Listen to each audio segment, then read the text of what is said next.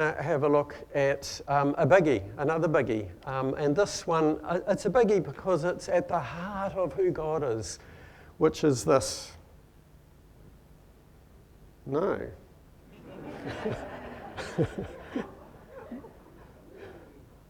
That one. Youth are at the heart of who God is too, but the God who saves. The God of salvation. This is a huge topic. And it's really a much bigger topic than we can do full justice to today. It's the sort of topic that you could spend weeks and weeks looking at. What I want to do this morning is to trace a really interesting thread through Isaiah. And as we do that, I don't want to explain too much. This isn't going to be a sermon where I spend a lot of time expounding a small number of passages.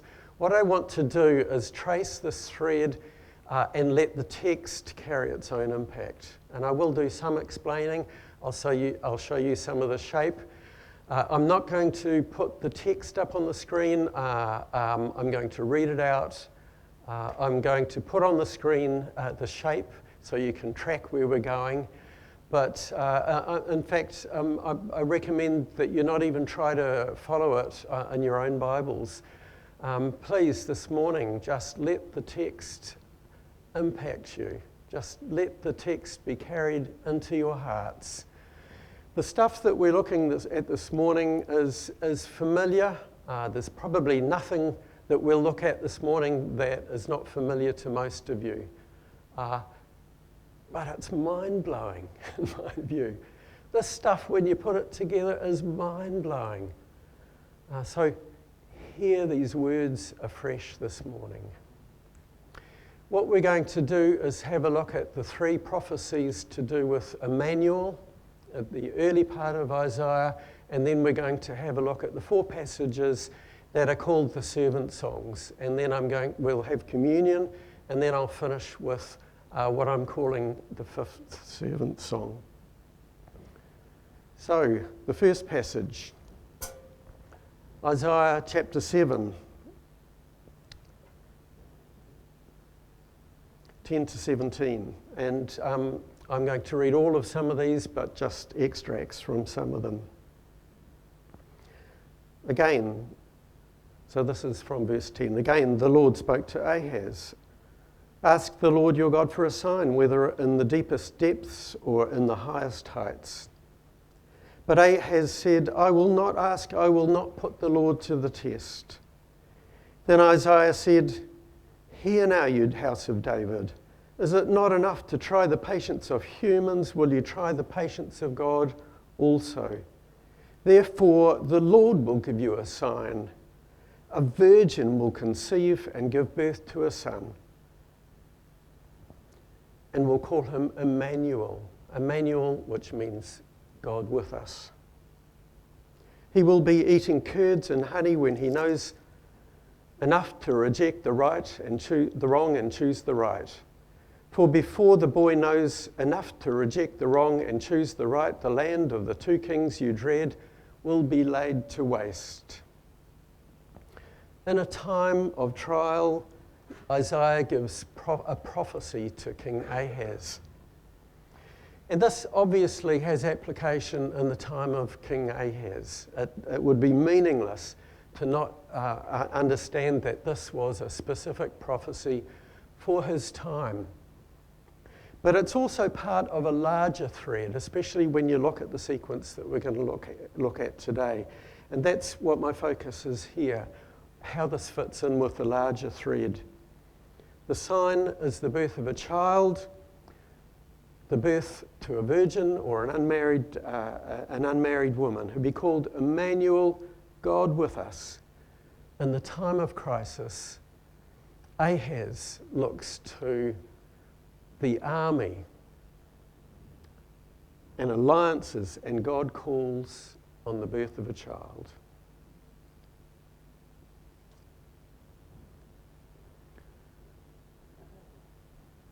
Emmanuel, his person. Chapter 9, verses 1 to 7. The people walking in darkness have seen a great light. On those living in the land of deep darkness, a light has dawned. For to us a child is born, to us a son is given, and the government will be on his shoulders, and he will be called Wonderful Counselor, Mighty God, Everlasting Father, Prince of Peace. Of the greatness of his government and peace there will be no end. He will reign on David's throne and over his kingdom, establishing and upholding it with justice and righteousness from that time on forever. The zeal of the Lord Almighty will accomplish this. To the people walking in darkness, God sends a great light, Emmanuel, who will become a king in the line of David. And more than that, he is given titles which have an element of divinity. Wonderful Counselor, Mighty God, Everlasting Father, Prince of Peace. This child that's sent as a sign will be a king in the line of David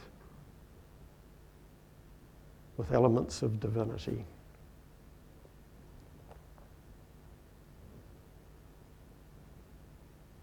His kingdom. Chapter 11, 1-9. A shoot will come up from the stump of Jesse. Jesse is the father of David. So again, this is a connection back to the thread. From his roots a branch will bear fruit. The Spirit of the Lord will rest on him. The Spirit of wisdom and of understanding, the Spirit of counsel and of might, the Spirit of the knowledge of the fear of the Lord. He will delight in the fear of the Lord. He will not judge by what he sees with his eyes or decide by what he hears with his ears, but with righteousness he will judge the needy. With justice he will give decisions for the poor of the earth. He will strike the earth with the rod of his mouth, with the breath of his lips he will slay the wicked. Righteousness will be his belt and faithfulness the sash around his waist. The wolf will live with the lamb, the leopard will lie down with the goat and the calf, and the lion and the yearlings together, and a little child will lead them. The cow will feed with the bear. The young will lie down together, and the lion will eat straw like the ox. The infant will play near the cobra's den. The young child will put its hand into the viper's nest. They will neither harm nor destroy on all my holy mountain, for the earth will be filled with the knowledge of the Lord as the waters cover the sea. The king calls in an army. God sends a child who will be a leader in the line of David. He will bring righteousness and justice and peace.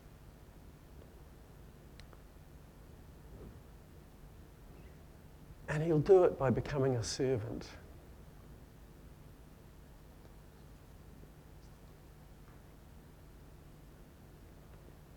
The first servant song, Isaiah 42, 1-4. Maddie P. spoke superbly on this last week. Here is my servant, whom I uphold, my chosen one, in whom I delight. I will put my spirit on him, and he will bring justice to the nations. He will not shout or cry out or raise his voice in the streets. A bruised reed he will not break, and a smouldering wick he will not snuff out. In faithfulness he will bring forth justice. He will not falter or be discouraged till he establishes justice on earth. In his teaching, the islands will put their hope. This is clearly a continuation of the prophecies of Emmanuel. This is a servant who works to bring about the prophecies of Emmanuel with gentleness, with incredible gentleness. A bruised reed he will not break, to establish justice. Isaiah 49, 1-7, the second servant song. What's the scope of the work of the servant?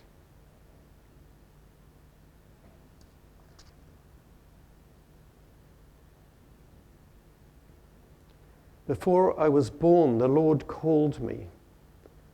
From my mother's womb, he has spoken my name.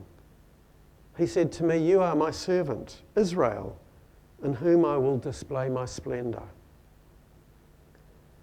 He says, "Is it too small a thing for you to be my servant?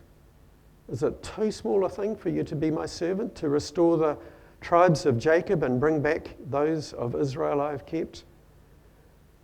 I will also make you a light for the Gentiles, that my salvation may reach to the ends of the earth."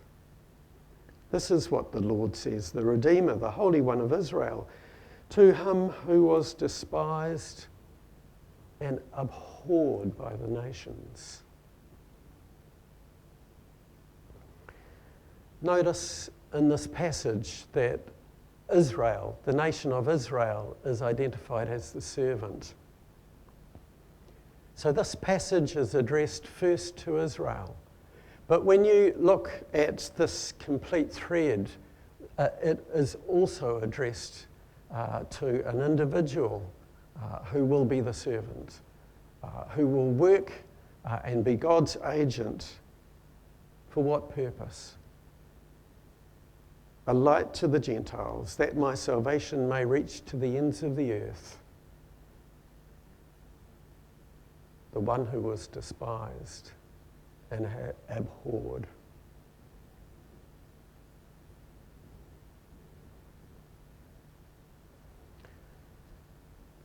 Isaiah 50, 4-9, the third servant song.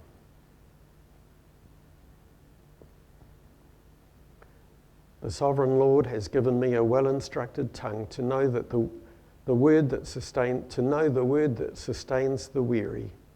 He wakens me morning by morning, wakens my ear to listen like one being instructed. The sovereign Lord has opened my ears. I have not been rebellious. I have not turned away. I offered my back to those who beat me, my cheeks to those who pulled out my beard. I did not hide my face from mocking and spitting. You can see as we move through these songs, the intensity of the suffering increases. And it reaches its peak in the extraordinary fourth servant song. 15 verses. I want to have a look at these in groups of 3 verses. These are extraordinary. Just about every verse in this section is quoted in the New Testament.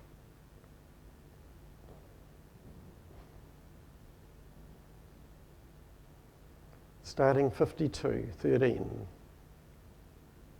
See, my servant will act wisely. He will be raised up and highly exalted. Just as there were many who were appalled at him, his appearance was so disfigured beyond that of any human being, and his form marred beyond human likeness. So he will sprinkle many nations, and kings will shut their mouths because of him.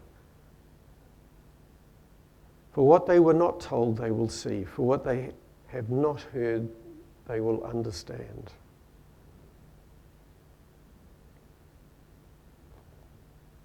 Who has believed our message? To whom has the arm of the Lord been revealed? He grew up before him like a tender shoot, and like a shoot out of dry ground.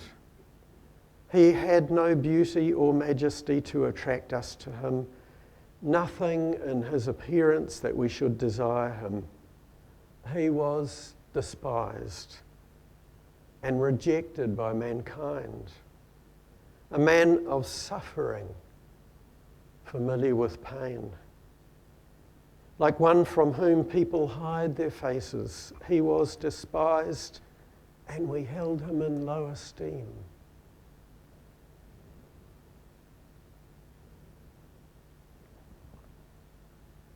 Surely he took up our pain and bore our suffering. Yet we considered him punished by God, stricken by him and afflicted. But he was pierced for our transgressions. He was crushed for our iniquities.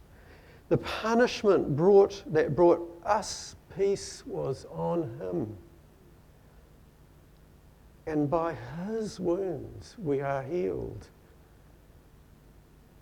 We all, like sheep, have gone astray. Each one of us has turned to our own way, and the Lord has laid on him the iniquity of us all.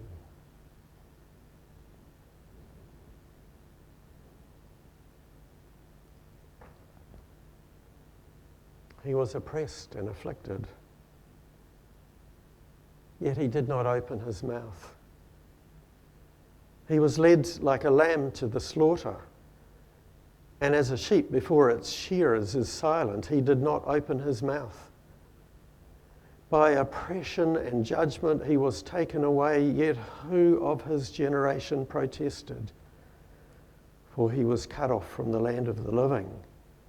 For the transgression of my people he was punished. He was assigned a grave with the wicked, and with the rich in his death, though he had done no violence, nor was there any deceit in his mouth.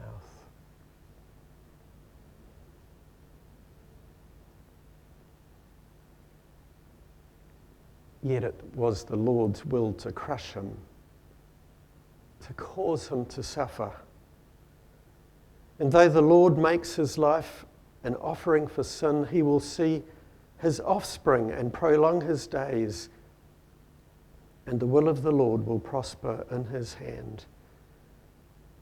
After he has suffered, he will see the light of life and be satisfied.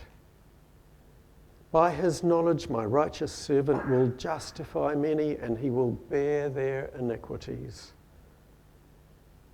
Therefore, I will give him a portion amongst the great, and he will divide the spoils with the strong, because he poured out his life unto death and was numbered with the transgressors. For he bore the sin of many and made intercession for the transgressors.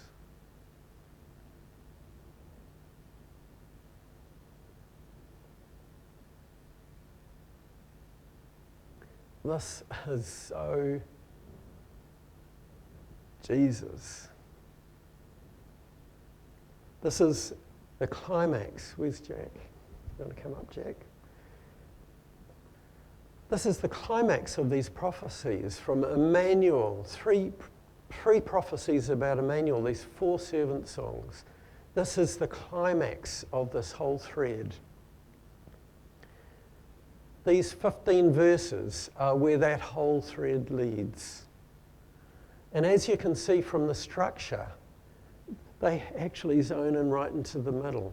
This is a common literary structure in Hebrew literature, and Paul uses it in the New Testament as well, where you see a mirroring from the outside right into the middle. It's called a chiastic structure, like the shape of an X. You see the mirroring from the outside, it takes you right into the middle, and then outside, and then out again. So the core of all these prophecies,